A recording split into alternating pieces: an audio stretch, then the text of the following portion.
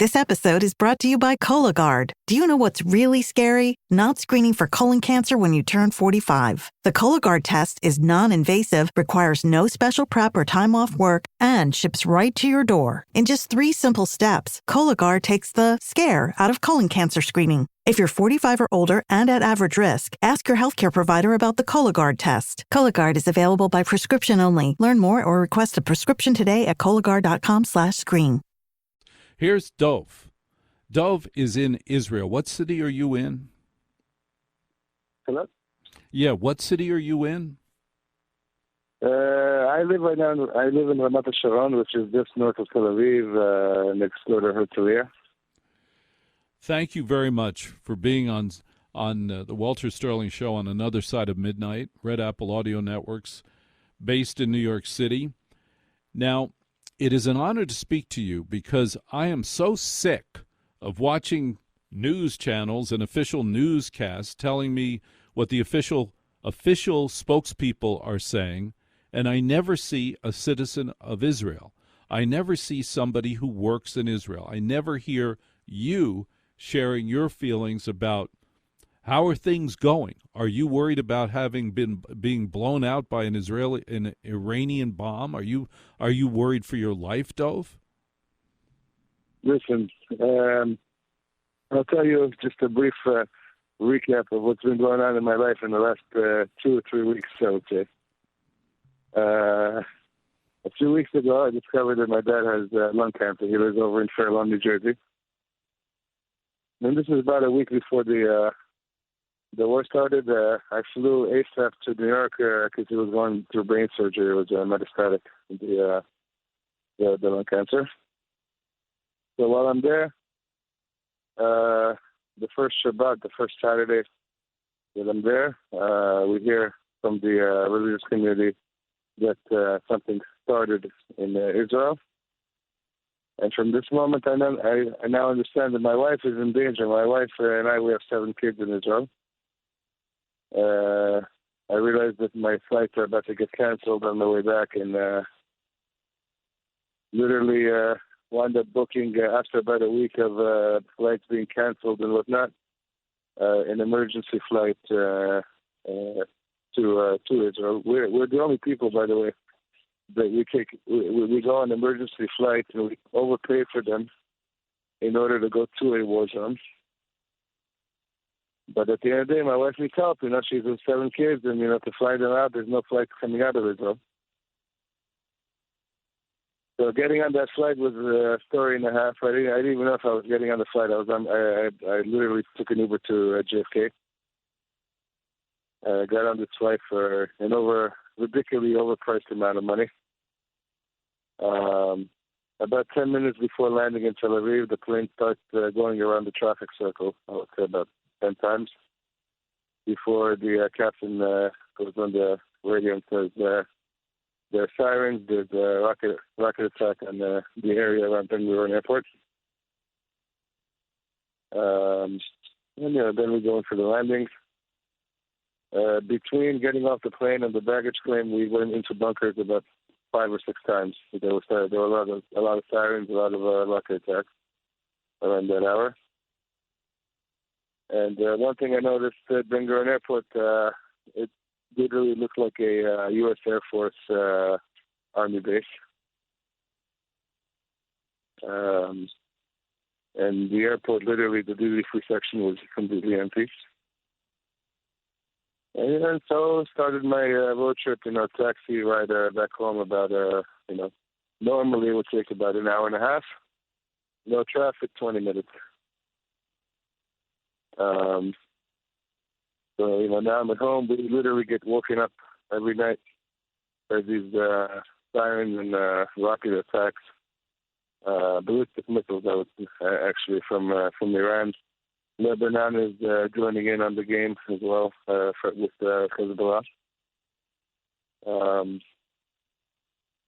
And it's scary, but, Israelis we're willing to pay the price. Dov, there are bombs going off every night while you're sleeping in Israel.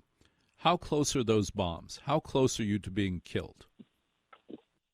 They're close.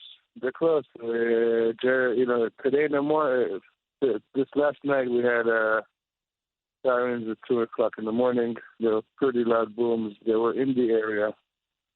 6:30 in the morning, we also got woken up by a siren. Very, very loud booms. You literally hear. These rockets that are coming in from Iran, they're not accurate. They're not precise. They try to aim for, military bases and government structures, but they wind up falling. Instead of on these places, they wind up landing literally over our homes in neighborhoods. This is pretty much pieces of these rockets that are being blown to pieces by our air defense systems, in essence. It's scary. It's scary. You don't always have enough time to wake up all the kids in the middle of the night. And get them to the bunker. You and I are talking to Dov, a citizen of Israel who has 7 children, living every night as Iranian bombs hail down on Israel. Another Side of Midnight, Red Apple Audio Networks on great radio stations like WGN in Chicago, and a phone number for you at 800-848-9222. I'm Walter Sterling. Now, Dov, who's in Israel live right now, you have 7 children. What do you tell your children that could possibly comfort them as bombs are going off? What, as a parent, do you say to them? We tell them, listen, look, for us it's kind of easy, we're religious, so, we blame it on Hashem, on God. We say, God is taking care of us. Look at all these miracles, how many missiles are being sent our way, and,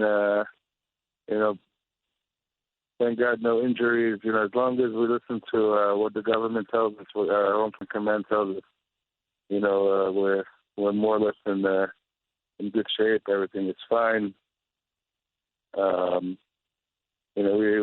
have that faith aspect at the end of the day in our home, and that's obviously what's getting us through all of this. What is the age range of your children? Age range of my children. I have my youngest is about 2 months old. Right. And my oldest is about 13. They're 13 years old, a little over. So they're at the most vulnerable ages. They're at the toughest ages for parenting under any conditions. I can't imagine what you and your wife are dealing with emotionally to keep those children safe. Obviously, you have. Go ahead. I'll tell you more. Emotionally, I'll tell you how it's affecting me. Yes. So when these attacks started, when this whole war started, I was back in Jersey, and we were coming into a holiday called Purim, which is funny to say how the Jewish. A story about how the Jewish community of ancient Persia overcame and defeated the Persian Empire. A few 100 years ago. A few hundred years ago, not 100. And I'm coming into the synagogue, and we read this thing. It's called we read this book. It's called the Megillah on Purim, and comes in another Israeli with he has a phone app called Red Alert, which alerts, in essence, an alert for Israelis living in Israel from the Home Front Command, notifying us about where there are sirens, where potential rockets can hit, and I hear its phone going off every few seconds. And I'm here in Fairlawn, New Jersey. I hear his phone ringing, and it's the same sound that the sirens make here in Israel. And I'm just jumping, looking for a underground bunker in Fairlawn, New Jersey. And I told him, you got to stop it with this application. Israelis are willing to pay the price for you to be able to enjoy the holiday here. and that's how it's affecting me. Now, So tell I me can only this. imagine how it's affecting my kids. My kids, at the middle of the night, wherever they are, all of a sudden they hear these sirens. They're traumatized for life from these things. Well, yes, of course. I can't even imagine it. I believe you that they're traumatized for life, of course. But I just heard you say something that's interesting, the juxtaposition of what you're saying. There's an app that alerts you as to bombs or threats. Is that what you just told us? Yep. Homefront Command, in essence, here in Israel, they developed an app of their own on top of the Red Alert app, where they give us notification before the imminent danger is over our head, where they first detect the missiles being launched from Iran or from Lebanon or wherever, where we have about 10 minutes, and we're told to stay in the vicinity of an underground bunker, which helps a lot. There's still a lot of confusion with the app from Homefront Command because sometimes that alert that's 10 minutes before, in essence, how ballistic missiles work in shooting them down. Ballistic missiles are long-range missiles that get shot more or less into outer space. And the higher, over our heads they get shot down, the wider the range where the pieces can fall, right? So initially that alert, 10 minutes before, the range where these pieces of the missile can fall are a lot larger than the actual, range where they will fall when they're actually shut down. So, because they're... Go ahead. So in essence, the imminent danger can be over the Dead Sea, in essence, in that area. But, Tel Aviv will get that alert. What's the name of the app again? Can I see this app? Can I get this app? It's called Homefront Command. It's GPS based on the location where we're located. And then there's a Red Alert app, which it's literally called Red Alert, which tells us where there are sirens and how often they, pretty much you can follow all of Israel and you can see when there are sirens. Red Alert app and Home Command app. Dov, who's in Israel, the father of 7 children, raising 7 children under Iranian bombs going off throughout the country every night. How do you feel? How do your neighbors feel? How do the citizens of Israel feel about the work of Donald Trump? How do they feel about the work of the United States of America? How are we doing?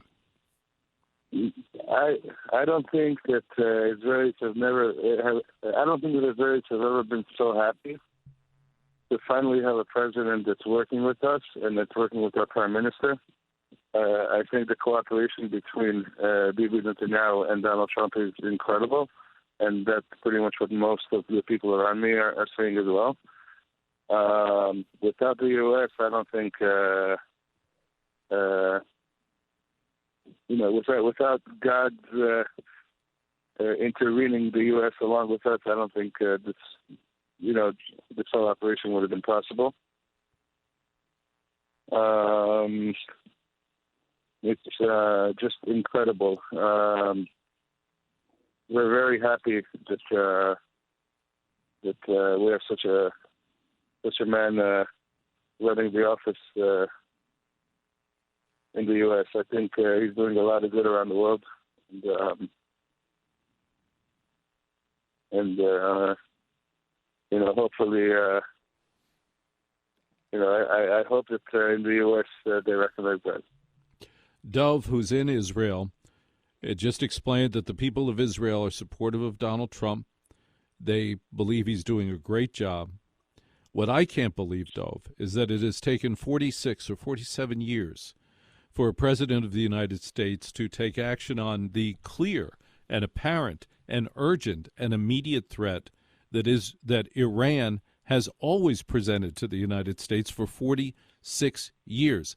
I know every morning the Ayatollah or whatever that is, somebody from Minecraft gets up and says, death to America. And there are people in my country who actually have the nerve to say, oh, we don't think they were an imminent threat.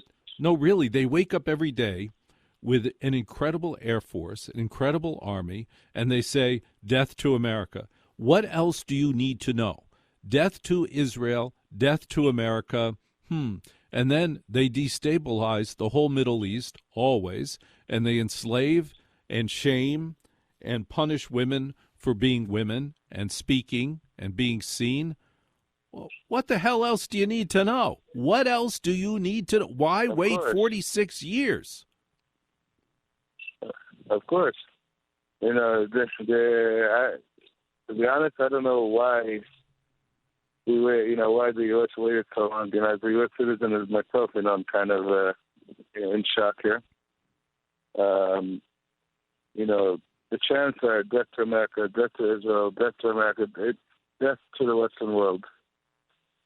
These are people, the leadership, in essence, of a lot of these countries is very anti-Western world.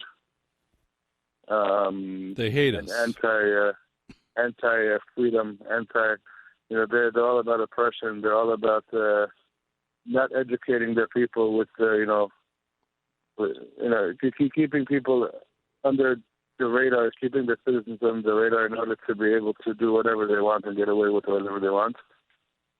And, finally, the U.S. has a president that's doing something about it. And, hopefully we're going to have a brighter future in the Middle East. I hope this work gets carried out to the end properly. These ceasefires, as I've said a few times, are not doing anyone any good.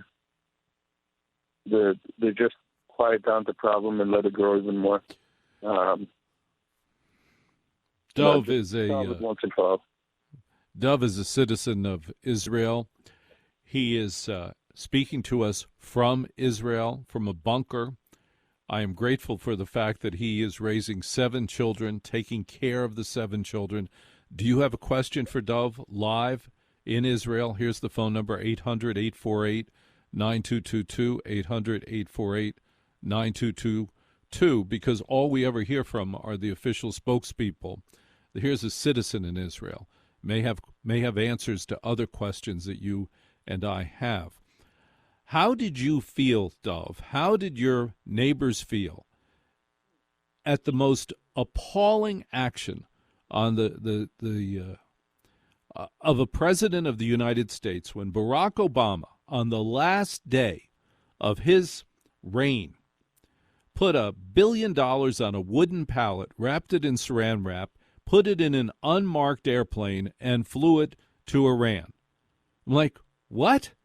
He liberated the money that we had frozen from Iran, $1 billion, had $500 million more in interest, and he flew it to Iran, unmarked plane, on saran wrap, no kidding, wooden pallet, and like a coward didn't do it till his last day. When you heard that, when you saw that story, what was your thought? What were your feelings? To be honest, I don't exactly recall what happened there, but from what you're telling me, it's something that he did on the last day. Now, my reaction today, if it would have happened today, and this was the last day of presidency, would have been, why wait till the last day of presidency in order to take such an action? Because he didn't have approval. It was a crooked action, and he knew he'd better get out of town. Exactly. You know what? Why wait? Why wait? You know that this is something you have to do. Why wait? All right, Dov, I appreciate the time that you've shared with us tonight. Thank you. Prayers for your beautiful 7 children, young children. He has one child who's 2 months old, another one who's 13. That's the range of his 7 children. How is your wife doing? My wife, now that I'm back in Israel, she's doing better.